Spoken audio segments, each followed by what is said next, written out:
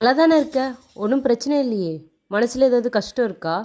அப்படியே இருந்தாலும் சீக்கிரம் சரியாயிடுப்பா அப்படின்னு சொல்கிறதுக்கு யாராவது இருக்க மாட்டாங்களா? நிறைய பேர் மனசில் நினச்சிட்டு இருப்பாங்க. மனசில் ரொம்ப கஷ்டமாக இருக்கும்போது, ரொம்ப ஃபீல் பண்ணிட்டு இருக்காங்க, ரொம்ப லோவாக ஃபீல் பண்ணும்போது யாராவது ஒருத்தவங்க ஒன்றும் பிரச்சனை இல்லையே அப்படின்னு கேட்டாலே போதும், கண்ணிலேருந்து போல போலன்னு தண்ணி கொட்டிடும் சில பேருக்கு.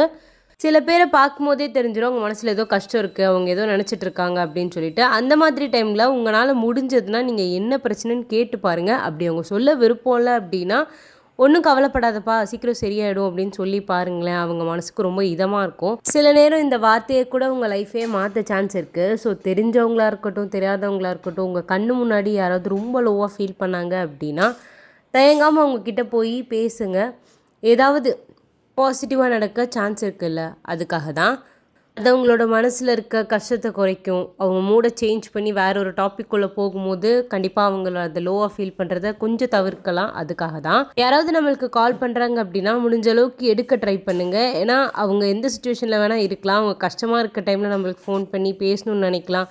ஸோ அதை நம்ம தவிர்த்துட்டோம் அப்படின்னா அவங்க ஏதாவது ஒரு தப்பான முடிவோ இல்லை ஏதோ ரொம்ப லோவாக ஃபீல் பண்ணி நம்மளுக்கு அது தெரிய வந்துச்சு அப்படின்னா ரொம்ப கஷ்டப்படுவோம். ஸோ முடிஞ்ச அளவுக்கு யார் கால் பண்ணாலும் எடுக்க ட்ரை பண்ணுங்கள். அட்லீஸ்ட் மெசேஜ் பண்ணியாவது கேளுங்க.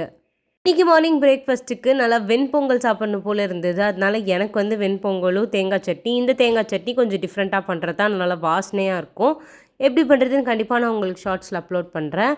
வெண்பொங்கல் நல்லா இந்த கன்சிஸ்டன்சியில் இருந்தால் தான் எனக்கு கொஞ்சம் பிடிக்கும். நல்லா ஹார்டாக இருந்ததுன்னா சாப்பிடவே ஒரு மாதிரி இருக்கும். பொங்கல்னாலே நல்லா கொலன்னு இருந்தால் தான் அதை எடுத்து சாப்பிட்றதுக்கு நல்லா ஃபீல் இருக்கும். ஸோ இன்றைக்கி காலையில் வெண்பொங்கல் பண்ணி நல்லா திருப்தியாக சாப்பிட்டாச்சு. நீங்கள் பிரேக்ஃபாஸ்ட்டுக்கு என்ன சாப்பிட்டீங்கன்றதை மறக்காமல் கமெண்ட் பண்ணுங்கள். நாளைக்கு பார்க்கலாம். பாய்.